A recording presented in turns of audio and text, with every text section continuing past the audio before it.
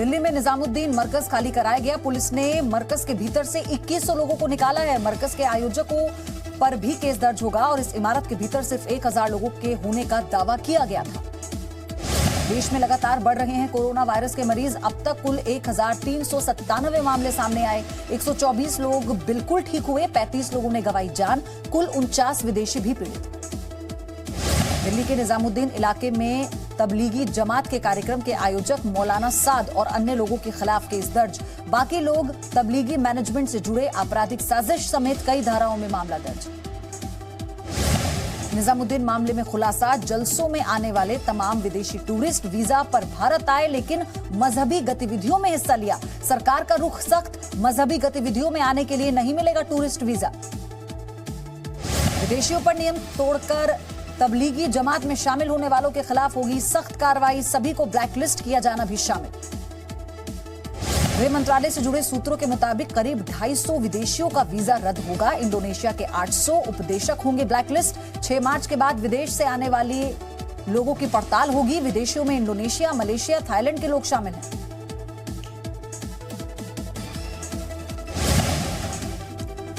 गृह मंत्रालय के सूत्रों के मुताबिक 21 मार्च को निजामुद्दीन केंद्र में तबलीगी जमात के 1530 भारतीय, 216 विदेशी मौजूद थे। वहीं देश के अलग अलग हिस्सों में 824 विदेशी जमात में शामिल हुए थे। 23 मार्च को निजामुद्दीन इलाके में मरकज को दिल्ली पुलिस ने लॉकडाउन के दिशा निर्देश का पालन करने को कहा था। पुलिस ने जारी किया वीडियो। तबलीगी जमात के आयोजक मौलाना मोहम्मद साद का ऑडियो वायरल। ऑडियो में कई लोगों से नमाज जारी रखने की बात, जबकि जमात का दावा प्रशासन को दी थी सभी जानकारी। जामिया कोऑर्डिनेशन कमेटी ने सरकार पर उठाए सवाल। तबलीगी जमात के पक्ष में समर्थन में उतरा उमर अब्दुल्ला का सरकार पर आरोप, तबलीगी के बहाने मुसलमानों को बनाया जा रहा है निशाना। मंगलवार को दिल्ली में कोरोना के 23 नए मामले सामने आए। मरीजों की संख्या बढ़कर 120 हुई। निजामुद्दीन इलाके में तबलीगी जमात के केंद्र से निकाले गए 24 लोग भी कोरोना पॉजिटिव। दिल्ली में तबलीगी जमात में शामिल होने वाले मध्य प्रदेश के 107 लोग। सीएम शिवराज सिंह चौहान ने सभी की तुरंत पहचान करने के आदेश दिए। पुलिस ने कुछ लोगों की पहचान की, क्वारंटाइन सेंटर भेजा गया। तबलीगी जमात के मरकज में तेलंगाना से 1500 लोग शामिल हुए थे। 515 लोगों की पहचान की गई। मरकज से लौटे कई लोग कोरोना पॉजिटिव। राज्य सरकार ने कार्रवाई तेज की।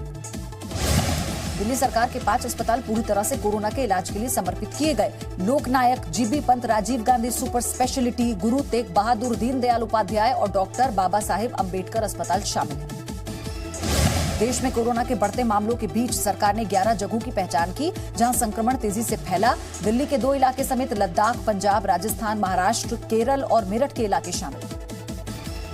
महाराष्ट्र के पिछले 24 घंटों में कोरोना के 90 नए पॉजिटिव मामले मिले हैं। राज्य में कोरोना मामलों की संख्या बढ़कर 320 हुई। मुंबई में 16 और पुणे में 2 नए मामले। इंदौर में 19 और लोग कोरोना पॉजिटिव पाए गए। खरगोन में एक पॉजिटिव मरीज के साथ मध्य प्रदेश में 20 नए मामले। इंदौर में कोरोना मरीजों की संख्या 63 पहुंची। राज्य में अब तक कुल 86 मामले और 5 मौत।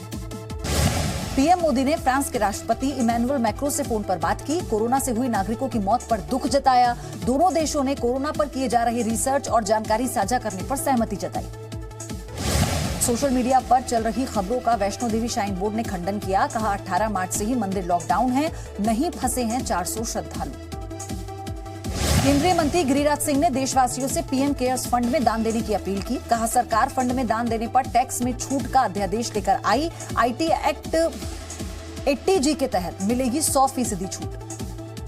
अगले 3 महीने तक आपको नहीं देनी होगी बैंकों की कोई भी ईएमआई। सरकारी बैंकों ने ग्राहकों से ईएमआई नहीं लेने का फैसला किया है। परिवहन मंत्रालय ने भी एक्सपायर हो रहे ड्राइविंग लाइसेंस को 30 जून तक रद्द नहीं करने का फैसला किया। केंद्र सरकार ने स्मॉल सेविंग स्कीम पर ब्याज दरों में कटौती की। 0.70% से लेकर 1.4% तक ब्याज दरें घटाई गई। पीपीएफ पर मिलने वाले इंटरेस्ट रेट में 0.8% की कटौती। सुकन्या समृद्धि योजना की दर भी घटाई गई। आंध्र प्रदेश के सरकारी खजाने पर दिखने लगा कोरोना का असर। राज्य के सरकारी कर्मचारियों को 2 हिस्से में मिलेगी सैलरी। आधी आज और बाकी बचा वेतन 15 अप्रैल तक दिया जाएगा। पश्चिम बंगाल में पोस्ट ऑफिस घर जाकर देगा पेंशन। लॉकडाउन के दौरान 80 साल से ऊपर के सीनियर सिटीजन्स को दी जाएगी प्राथमिकता। कोरोना वायरस के खिलाफ देश की लड़ाई में पीएम मोदी की मां हीराबेन ने भी दान दिया। अपने बचत खाते से पीएम केयर फंड में 25,000 रुपए दिए। रूरल इलेक्ट्रिफिकेशन कॉर्पोरेशन ने पीएम केयर्स फंड में 150 करोड़ की मदद की। कोरोना पीड़ितों के इलाज में नहीं आने दी जाएगी कोई कमी। पीएम केयर्स फंड में आईएएस एसोसिएशन ने की 21 लाख रुपए दान देने की घोषणा। सभी मेंबर्स देंगे कम से कम एक दिन की सैलरी। ईडी के अधिकारियों ने भी एक दिन की सैलरी देने की घोषणा की। पेट्रोलियम मंत्री धर्मेंद्र प्रधान ने स्टील सेक्टर की ओर से की पीएम केयर्स फंड में 500 करोड़ रुपए की दान देने की घोषणा। रेलटेल ने भी दिया पीएम केयर्स फंड में 2 करोड़ का दान। देश के सबसे बड़े बैंक एसबीआई के 2.56 लाख कर्मचारी पीएम केयर्स फंड में दान देंगे। अपनी 2 दिन की सैलरी 100 करोड़ की राशि कर्मचारियों की तरफ से दान दी जाएगी। देश में लॉकडाउन के बीच आरएसएस के 1 लाख से ज्यादा कार्यकर्ता जरूरतमंद और गरीबों की कर रहे हैं मदद। आरएसएस ने पीएम मोदी को दी जानकारी। 10,000 जगहों पर मुहैया कराई जा रही हैं जरूरी चीजें। मई के आखिरी हफ्ते में आयोजित की जा सकती है जेईई मेन परीक्षा। नेशनल टेस्टिंग एजेंसी ने दी जानकारी। उम्मीदवारों को एडवांस में दी जाएगी सूचना। राजस्थान के श्रीगंगानगर में ड्रोन से रखी जा रही है लॉकडाउन पर नजर। जिला मुख्यालय पर प्रयोग के लिए की गई शुरुआत। उल्लंघन करने वालों पर होगी पैनी नजर। कोरोना महामारी ने लोगों को पूरी तरह से डराया। बेंगलुरु में जरा सी सर्दी खांसी पर डॉक्टर के पास पहुंच रहे हैं लोग। कोरोना के मरीजों को देखने के लिए डॉक्टरों को दिक्कत हो रही है। यूपी के लखीमपुर खीरी में चीन के राष्ट्रपति शी जिनपिंग के खिलाफ केस दर्ज करने के लिए दी गई शिकायत। दिल्ली, मुंबई, चंडीगढ़ से लौटे मजदूरों ने दी तहरीर। पीड़ितों ने की मुआवजे की मांग। कोरोना में जंग के बीच पाकिस्तान की नापाक साजिश जारी। एलओसी पर लगातार कर रहा है गोलीबारी। पुंछ के बालाकोट इलाके में सेना की अग्रिम पोस्ट पर भी फायरिंग। भारत ने दिया कड़ा जवाब। मेरठ में कोरोना के मरीजों की जांच करने गई टीम पर भीड़ ने हमला किया। पुलिस ने 4 लोगों को गिरफ्तार किया। यूपी के शाहजहांपुर में पुलिस थाने में कराई गई शादी। पुलिस वाले बने बाराती। पारिवारिक विवाद के बाद थाने में ही दोनों पक्षों में रजामंदी कराई। कोरोना के संक्रमण से बचाव का भी पूरा ख्याल रखा गया। मध्य प्रदेश के डिंडोरी में केजी में पढ़ने वाली 6 साल की बच्ची ने गुल्लक में जमा किए पैसे दान किए।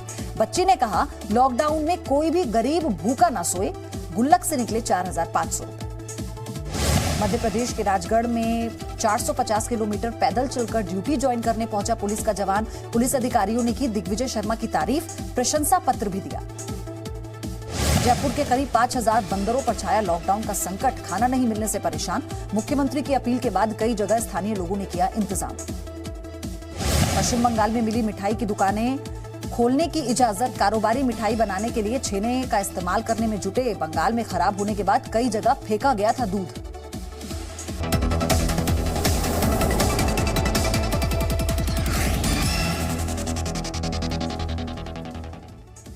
No signal, no worry. Presenting Z News app with live TV, latest updates and expert opinion. Available on Google Play and App Store. Download it now.